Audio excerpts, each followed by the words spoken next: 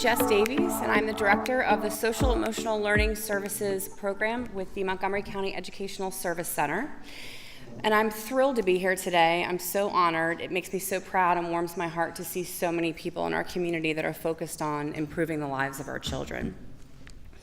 For those of you who might not know, the Montgomery County Educational Service Center provides support and services for districts in the county and the whole region. And part of that includes two separate facilities we have for children, kindergarten through grade 12 and actually grade 23, that have significant emotional and behavioral challenges. So today I'm here to talk to you about trauma and how that impacts our students. So as Shauna mentioned, the early years of brain development cannot be overstated how important they are. 90% of critical brain development happens in those first few years of life. And actually, the brain is the only organ that is not fully developed when we're born. So during this important time, if you think about it like a house, if the foundation of our brain isn't built strongly, then our house isn't sturdy, our brain isn't sturdy. If the foundation is weak, the whole rest of the house is compromised. And it's those experiences that happen when we're young and babies, toddlers, especially with our caregivers. So especially with those folks that are taking care of us. And if those experiences are positive, then our brain has a very good chance of growing and being a strong brain, if you will. If those experiences are negative, then it can actually cause brain damage. And why that is when we experience stress, some of you might know it as a survival mode, fight, flight, or freeze, right? So there are chemicals that are actually washed over in our brain and our bodies when that happens that help us survive. But when those chemicals are washed over our brains too often or in big, large doses, that's toxic. It's toxic to our brain and can cause brain damage. So if you look at this slide, this is a very extreme example. The brain on the left is a healthy brain of a child. The brain on the right is a child that was actually in a Romanian orphanage, and that is the effects of emotional neglect. So that child was fed, had a crib, clothed, but the caregiving experience that child received was almost nothing except for being fed, and that's the example of what the brain could look like. Again, I want to make sure I clarify that's a very extreme example, but it shows you that we can't underestimate the power of trauma on a brain.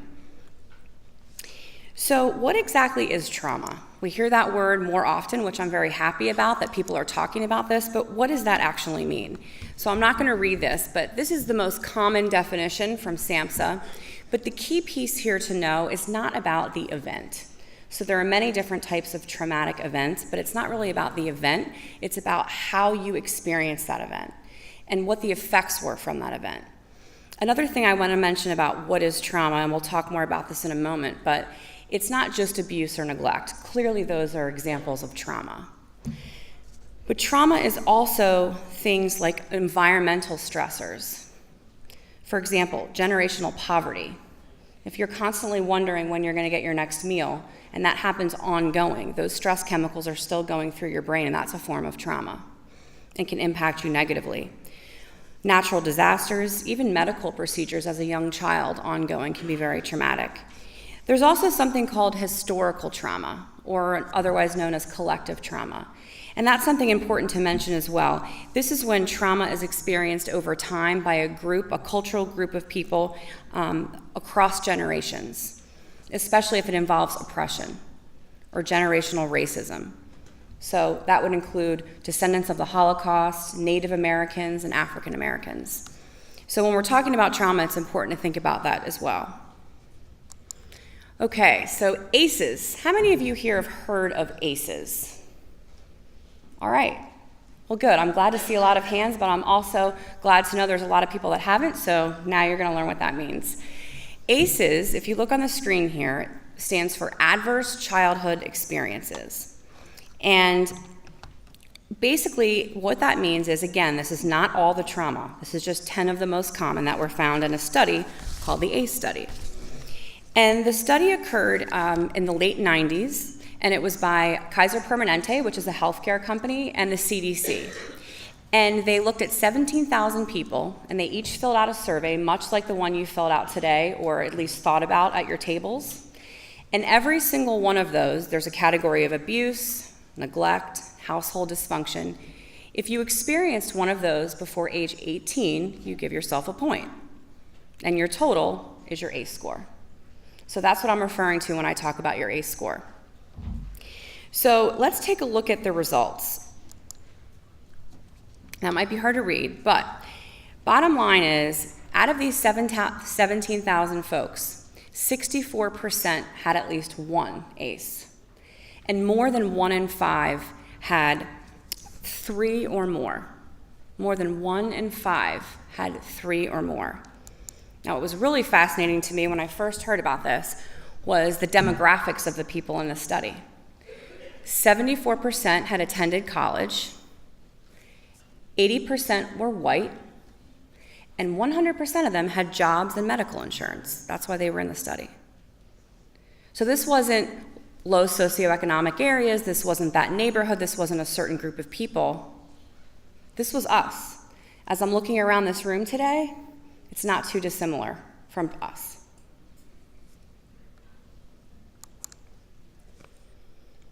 20% of the participants were sexually abused as children.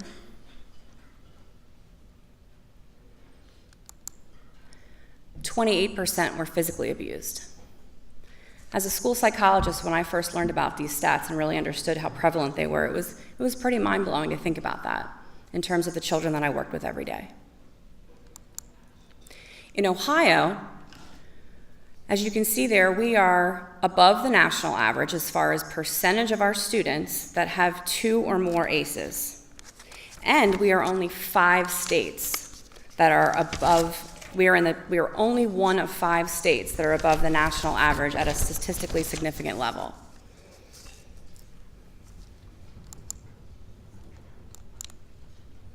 So I know these are hard to read, but this slide represents, well, what does that mean?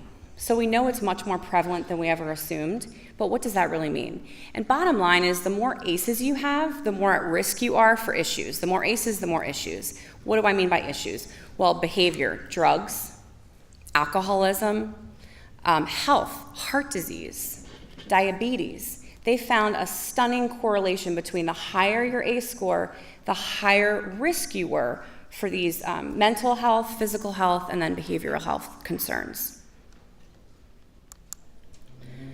So, come on, technology. You all did your survey today, and I really appreciate those who participated. So we're going to give this a shot. Jason in our tech booth there is going to see if we can pull up our poll. There it is, and if you can't read it, actually I thought it was going to be close, but it's almost exactly. According to this poll today, and 152 of you did it, so thank you, it's hard to do math when you're standing up here, 63% of us have at least one ACE. 64% was the original study. So there you go. It shows that we are no different from that study in our community here today, and the prevalence is there. If you could go back to the slide, that would be great. But it's also just good to remember, and if you're interested in learning more about this, there's plenty on the internet, and our breakout session today will be talking much more about this, but thinking about your own ACE score and what that means for you, what that means for your level of stress, and what that means for those around you. Just something to think about. So as far as our students go, this is Lisa, a fictional student, but let's pretend Lisa has 4 ACEs. 4. So, for example, parents are divorced, and if there's someone with substance abuse in her home, and maybe emotional neglect, plus one other one, she's got 4. And I know plenty of students who have a lot more than 4. But the research shows that these are some of the things that she could be more apt to struggle with based on that ACE score. She's 3 times as likely to have academic issues, 4 times as likely to be involved with drug use, have truancy issues, behavioral issues. Learning issues and behavioral issues are the top 2 things that we see in schools as far as kids with trauma and how that actually impacts their brain development.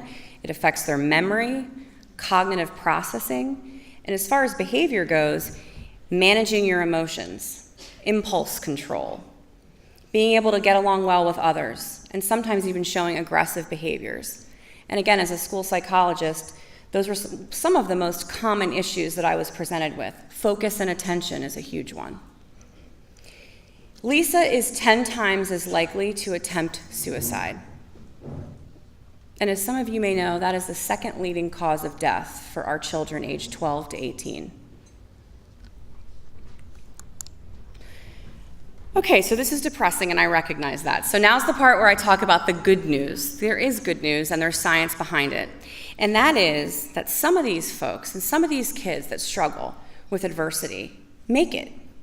I know there's some of you out there right now that are thinking, well, you know what, Jess, I have an ACE score of 6, and I'm fine. I'm actually better than fine. I'm happy. I'm doing well. I'm successful. So what does that mean? Well, according to the research, it means that chances are you had at least one caring adult, as the slide shows, positive experiences with safe adults, especially those in positions of authority.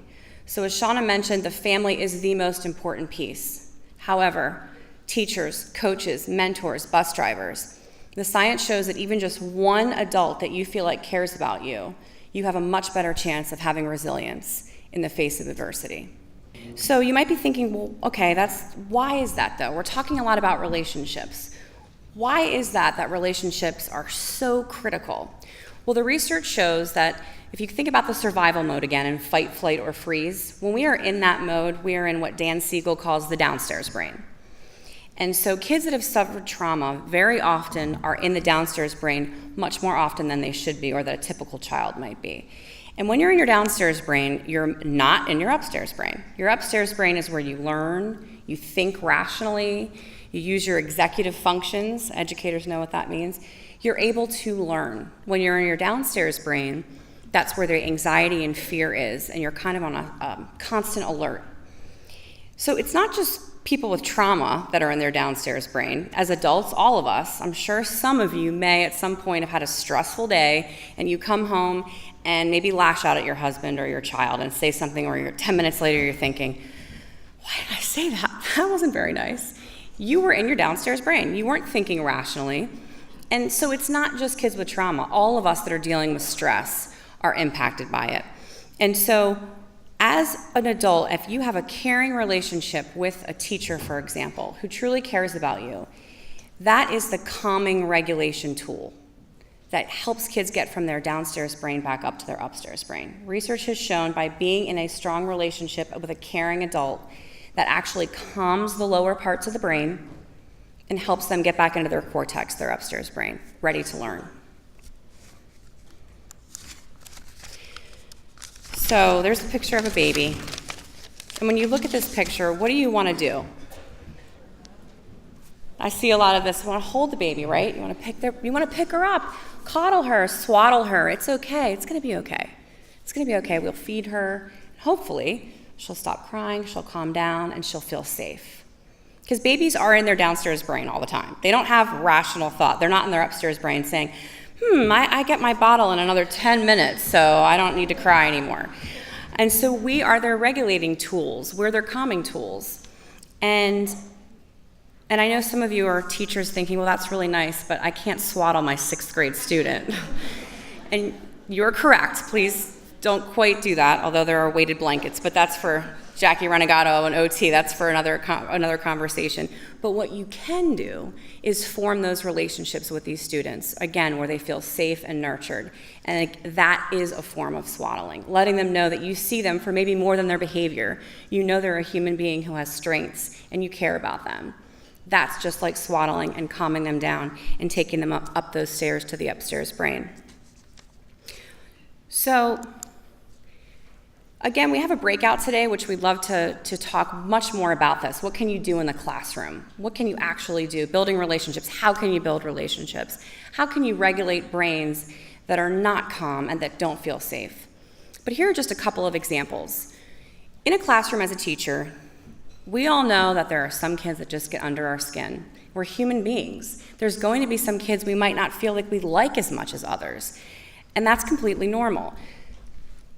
But kids tend to feel that, right? They tend to know that. And so even just changing what's in our head. So instead of thinking, oh, what is wrong with you? To try to train our brains to think, you know what? What happened to you? What might have happened to you to cause that behavior? And how can I help you? Now, I'll be honest, that's a lot easier said than done, especially if you have a student who's, I don't know, maybe cursing right in your face. Your first inclination isn't to say, how can I help you? And we understand that. But as our teachers at the ESC know, it takes time, but it actually can be a habit. And it's a different way of seeing our kiddos. And it creates the positive cycle going up as opposed to the negative one going down. This is a school-wide example that we have in our high school. And it is actually a calming room or a reset room. Some schools have different names for it, but we call it the positive intervention room. And this is a room where students can come when they have to get out of their own classroom in order to feel safe, and they can come and they are calmed by two of those folks, educational assistants who are here today, Mary and Shantae, and they are truly amazing human calming tools. Kids come to this room, they feel safe, they're connected, and then once they're in that upstairs brain, we teach them skills. We teach them social skills. We teach them self-regulation skills. And I'm not sitting here saying it's a perfect solution, right? But it's definitely better than kicking a kid out to be suspended and doing gosh knows what on the streets. And so it's not about letting them off the hook. It's not about, they still have accountability and high expectations, but it's about calming their brains first before we have that conversation when they're in the upstairs brain and they can actually understand and learn some skills. It's not about punishing, it's about teaching. So Mary and Shantae are quite good at that, and because of them, we've avoided a lot of suspensions and severe behavior incidents. So thank you, too, for all that you do for our kiddos.